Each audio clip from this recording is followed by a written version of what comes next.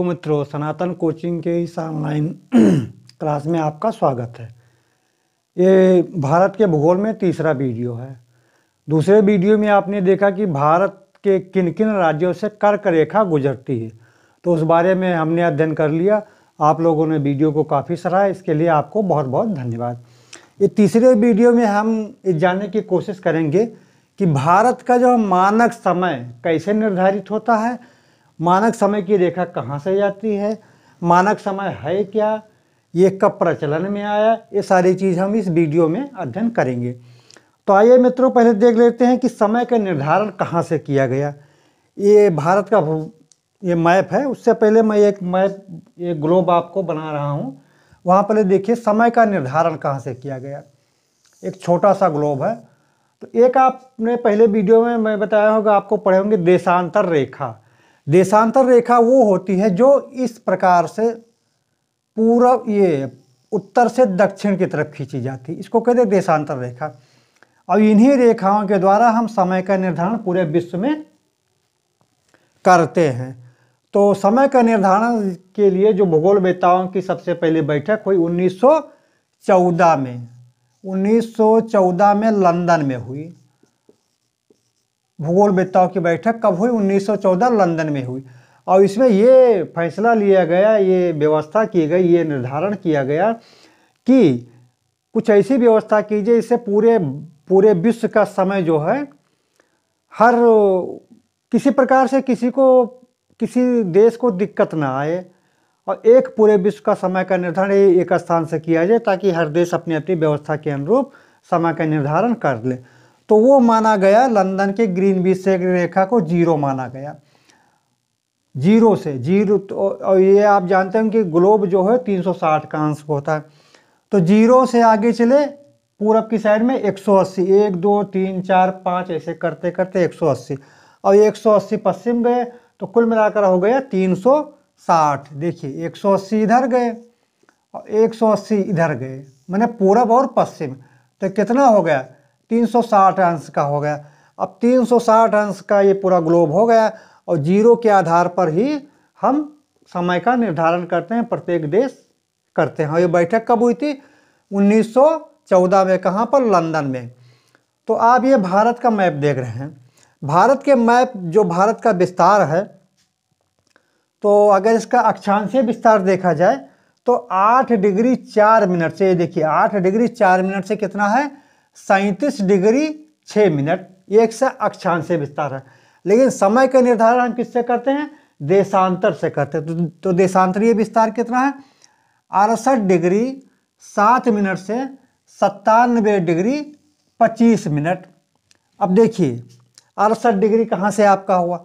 यहाँ से गिनना शुरू करेंगे, 1 2 3 4 5 ऐसे ऐसे करते कितना हो गए? 68। और ये किस दिशा में? पूरब साइड में। तो 68 डिग्री 7 मिनट से भारत जो है 97 डिग्री 25 मिनट के बीच में है। ये भारत का देशांतरीय विस्तार है। ठीक। अब गणना इसकी करनी बहुत आसान है, जिसे फिर से एक बार समझ लेते हैं इसको, ताकि आप कभी भूलेंगे नहीं। देखिए अब यहाँ जीरो, ये रेखा मानी गई ग्रीनविच वाली। ऐसे ऐसे आप 180 रेखा खींच दीजिए, ऐसे ऐसे 180 रेखा पूरब साइड में। मान लीजिए हमारी ये रेखा 180 डिग्री वाली है। अब यहाँ से हम गिनना शुरू किए, और ये रेखा मान लीजिए हमारी है 68 डिग्री 7 मिनट वाली। और एक चीज़ और इसमें मित्रों ध्यान दीजिएगा, इसको डिग्री कहते हैं जिस पर जीरो का निशान बना हो। अगर एक का ये निशान बना है तो उसको मिनट कहते हैं, और अगर ये 2 निशान बन जाए तो इसको सेकंड कहते हैं। ये चीज़ आप ध्यान रखिएगा। तो कितना हमारा इधर हुआ? 68 डिग्री 7 मिनट से यहाँ हम मान लेते हैं 97 25, इसी के बीच में हमारा भारत। तो 68 से 97 जाएंगे। इसी प्रकार से गणना की जाती है। ठीक। अब भारत में समय का निर्धारण, देश जब हमारा आज़ाद हुआ तो लगभग वही 1955-56 के बाद ये इस रेखा का निर्धारण किया गया। बाद में भी ऐसा पहले भी समय का निर्धारण किया गया था कि देश के बाद एक सही व्यवस्था लागू की गई। हमारा निर्धारण किया गया 82 डिग्री पूर्वी देशांतर से। अब क्यों 82 डिग्री पूर्वी देशांतर से किया गया? क्या ये 83 नहीं हो सकता था, 81 नहीं हो सकता था, 82 ही क्यों किया गया? तो यहाँ जब लंदन में बैठक हुई थी तो उस बैठक में ये कहा गया था कि जो देश अपने समय का निर्धारण करेंगे वो 15 के गुणांक में होना चाहिए, 15 के गुणांक में, जिससे क्या होगा, हमारा कैलकुलेशन करने में हमको आसानी होगी। कैलकुलेशन हमारा पॉइंट में नहीं आएगा। अब देखिए 82.5 है, तो 82.5 को यदि हम भाग देते हैं, ये 82.5, 82.5 को 15 से भाग दे तो कितना, 15 पचे 75, 5 आया, 5 और आधा यानी आधे घंटे, तो 5.5 घंटा, यानी जो हमारा समय है वो जीरो जो ग्रीनविच से लंदन से 5.5 घंटे आगे है। और इसीलिए ये कहा गया कि 15 के गुणांक में होना चाहिए। क्यों? क्योंकि ये हमारा कैलकुलेशन करने में आसानी होती है। अब देखिए ये पृथ्वी है, पृथ्वी पश्चिम से पूरब इधर की तरफ 24 घंटे में एक चक्कर लगा लेती है, 24 घंटे में। और ये पृथ्वी पूरी कितनी है, 360, यानी 360 अंश जो है 24 घंटे में घूम जा रहा है। अब इसको अगर गुणा करेंगे तो कितना आएगा, इसको अगर गुणा करें तो कितना आएगा, गुणा कीजिए। अब ये कहाँ से घूम रही है, पृथ्वी पश्चिम से पूरब जा रही है। ये आपका क्या है, पश्चिमी किनारा है, ये आपका क्या है, पूर्वी किनारा है। पश्चिम से पूरब जा रही है, 360 अंश पूरा पृथ्वी घूमेगी, वो भी 24 घंटे में।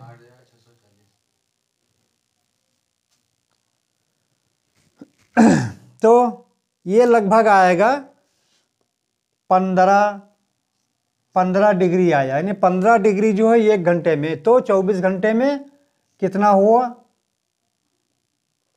देखिए 24 घंटे में इसको 24 से गुणा कर दीजिए, कितना हुआ, 15 चौको 60, फिर 15 दूना 30, 15 चौको 60, 15 दूना 30, यानी 36, वही 360 अंश। देखिए ठीक। अब 15 डिग्री जो है घूमने में इसको लगता है 1 घंटा, तो अगर 1 डिग्री देखा जाए, 1 घंटा मीन्स 60 मिनट, और इसको 15 से डिवाइड कर देते हैं तो कितना हुआ, 4 मिनट, यानी 1 अंश इसको पार करने में कितना लगा, 4 मिनट, और 15 डिग्री अंश इसको पार करने में कितना लगता है, 60 मिनट, यानी 1 घंटा, 1 घंटा, तो 24 घंटे में 360। अब देखिए यहाँ भारत का मानक समय 82.5 डिग्री पर निर्धारित किया गया। कारण क्या, कारण आपको पता चल गया ताकि कैलकुलेशन में आसानी हो। और दूसरी चीज, ये लगभग भारत के मध्य से ये रेखा जाती है, लगभग मध्य से जाती है। और अभी ये मांग चल रही है कि भारत जो है काफ़ी विशाल है और अरुणाचल प्रदेश से गुजरात के बीच में 2 घंटे का अंतर आ जाता है, इसलिए भारत का भी 2 टाइम जोन होना चाहिए। अब देखिए सरकार आगे कौन सी व्यवस्था करती है। ठीक, तो हम लोग आइए कुछ और चीज़ें देखते हैं, तब इसके बाद रेखा किन किन राज्यों से जाती है उसके बारे में चर्चा करेंगे। देखिए पृथ्वी हमारी कैसे घूम रही है, पश्चिम से पूरब, तो पहले सूर्य हमारा कहाँ आएगा, 97 डिग्री पर आया, फिर कहाँ आएगा, यहाँ फिर से गणना कर लेते हैं। ये देखिए ये क्या है, 97 डिग्री हम मान लिए, ये हमारा 68 है, तो सूर्य पहले कहाँ गया, 97 पर आएगा, फिर 96 पर आएगा, फिर 95 पर आएगा। तो हमारा सबसे पहले दिन कहाँ होगा, अरुणाचल प्रदेश, असम, पश्चिम बंगाल, बिहार, उत्तर प्रदेश, हरियाणा, पंजाब, राजस्थान, फिर गुजरात। तो ऐसे आते आते लगभग 2 घंटे लग जाते हैं, क्योंकि लगभग ये 30 अंश का अंतर है और 1 है अंश 15, इसलिए ये हुआ 2 घंटे, 2 घंटे का अंतर लग जाता है। तो पहले सूर्य हमारा यहाँ निकलेगा और अस्त कहाँ होगा, पश्चिम में अस्त होगा। ठीक, जो हमको ये 24 घंटे में डेली सुबह देखते हैं। अब ये रेखा देखिए खींची गई, ये रेखा कहाँ खींची गई? 82.5 पूर्वी देशांतर पर। अब ये रेखा कहाँ से है? ये पहली ये है उत्तर प्रदेश। देखिए आइए अब इन राज्यों का नाम यहाँ मैं स्पष्ट रूप से लिख देता हूँ ताकि आप नोट कर लें कि ये रेखा, आपसे क्वेश्चन बनता है कि ये रेखा किन किन राज्यों से होकर गुजरती है। तो वो राज्य कौन कौन से हैं? पहले यूपी, यूपी के बाद एमपी, एमपी के बाद छत्तीसगढ़। ये छत्तीसगढ़ का भी पहले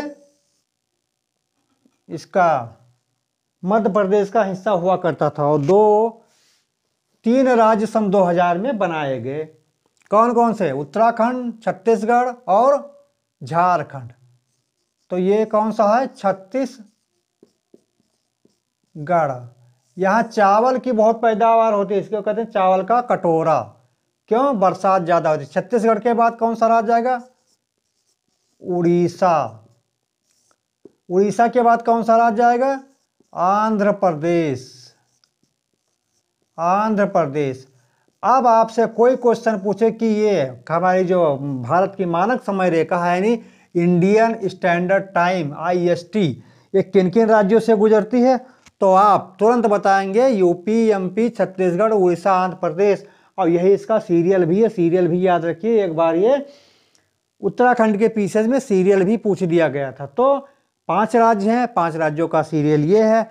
अब क्वेश्चन आता है कि यूपी में किस जिले से निकलती है? यूपी में, तो यूपी में देखिए, एक तो किताब लिखने वालों ने लिखा है मिर्जापुर, चलिए हम भी मान लेते हैं मिर्जापुर। दूसरा क्या लिखा है? इलाहाबाद। इलाहाबाद को आज का नाम क्या है? अब दिया जाए प्रयागराज। और तीसरा क्या लिखते हैं? नैनी। ये इलाहाबाद के बगल में है, बीच में यमुना जी बहती है। चौथा एक है गौरीगंज। गौरीगंज ये अमेठी का एक कस्बा है। इतने नाम किताब वालों ने दिए हैं। अब आपसे इनमें से कोई एक नाम रहेगा, तो जो नाम रहेगा आप टिक लगा दीजिएगा। वैसे ज़्यादा सही इलाहाबाद, चूँकि बड़ी जगह है इसलिए इलाहाबाद देना चाहिए, लेकिन किताब वालों ने इतने नाम लिखे हैं तो आप सबको जानिए। कैसा पेपर आता है ये पेपर पर डिपेंड करेगा और आप इनमें से निशान लगा दिए। तो यूपी में कहाँ निकलती है? मिर्जापुर, इलाहाबाद, नैनी, गौरीगंज। कोई एक ही विकल्प इसमें रहेगा, आप इसमें निशान लगा दीजिएगा। अब एक क्वेश्चन और आता है कि कर्क रेखा। देखिए ये कर्क रेखा गई हुई है। कर्क रेखा, कर्क रेखा देखिए मैं काले से बना रहा हूँ ताकि ये सॉरी ये रेड आ गया, देखिए ब्लैक से। ये आपकी कर्क रेखा है। कर्क रेखा किन किन राज्यों से गई है? गुजरात, मध्य प्रदेश, राजस्थान, मध्य प्रदेश, छत्तीसगढ़, झारखंड, वेस्ट बंगाल, त्रिपुरा और मिजोरम से। तो क्वेश्चन ये पूछता कि कर्क रेखा और जो मानक समय रेखा ये कहाँ पर क्रॉस करती हैं? तो आपका ये छत्तीसगढ़ है, तो यहाँ लिख दीजिए कि छत्तीसगढ़ में कर्क रेखा व मानक समय रेखा एक दूसरे को क्रॉस करती हैं, क्रॉस करती हैं। अब सीधा सा क्वेश्चन आ जाए या कोई आपसे पूछ ले या किसी एग्जाम से में आ जाए कि कर्क रेखा और भारत की जो मानक समय रेखा वो कहाँ पर क्रॉस करती हैं, तो छत्तीसगढ़ में। देखिए ये रेखा रे, ये रेखा रे। अब इसमें आप एमपी लिखा हुआ उस पर न जाइएगा क्योंकि ये बहुत एग्जैक्ट नहीं है, ये सिर्फ समझने के लिए बनाया गया है। तो कहाँ पर क्रॉस करेंगे? छत्तीसगढ़ में ये रेखा एक दूसरे को क्रॉस करती हैं। ठीक। अब आपके मन में ये डाउट होगा कि जो इधर होंगे तो घड़ी उनकी मान लीजिए इधर वालों की 6 बजे बता रही है, तो चूंकि 2 घंटा ये गुजरात वाले पीछे हैं तो सुबह के 6 बजे, तो इनमें 4 बजे बताएगी। नहीं, घड़ी अरुणाचल प्रदेश की, गुजरात की अगर 6 बज रहे हैं तो पूरे देश में वो 6 ही बताएगी। कारण क्या? सेट आपकी 82.5 पर की गई। अब ये है कि 2 घंटा पहले यहाँ सूर्य निकल जाएगा, 2 घंटे के बाद इनको गुजरात वालों को दिखाई देगा, लेकिन समय समय सेम होगा। अगर 6 यहाँ है तो 6 गुजरात में भी होगा, 4 अगर यहाँ गुजरात में है तो 4 ही अरुणाचल प्रदेश में होगा। क्यों? क्योंकि जो आपकी घड़ी सेट की गई है वो 82.5 डिग्री के अनुसार सेट की गई है। ठीक, तो घड़ी के टाइम में कोई अंतर नहीं होता, सूर्य के निकलने और बैठने में अंतर होगा। कारण क्या? ये 97 है तो 97 में सूर्य देवता पहले आएंगे और आपके 68 में सूर्य देवता बाद में आएंगे, यहीं से अस्त हो जाएंगे। अब अगर विश्व की बात की जाए तो विश्व के जो बड़े देश हैं, रूस है, अमेरिका है और कनाडा है, तो इन लोगों ने कई टाइम जोनों का निर्धारण किया है। जैसे रूस में 6 टाइम जोन है, कनाडा में 5 टाइम जोन है, अमेरिका में भी 5 टाइम जोन है। टाइम जोन यानी कि अलग अलग टाइम जोन कर दिया गया है ताकि उनको सहूलियत हो, क्योंकि उनका जो है देशांतरीय विस्तार काफ़ी है। आपने पढ़ा होगा कि क्षेत्रफल में सबसे बड़ा कौन है? रूस है। रूस काफ़ी बड़ा हुआ है। ठीक, तो अब ये हमको ये मैं मानकर चल रहा हूँ कि आपको ये भारत का मानक समय अच्छी तरीके से याद हो गया होगा और इस वीडियो को आप बार बार देखिए। और हमारे जो भारत का मानक समय है ये GMT से 5.5 घंटा आगे है। GMT ग्रीनविच मीन टाइम, इससे जो है 5.5 घंटा आगे है से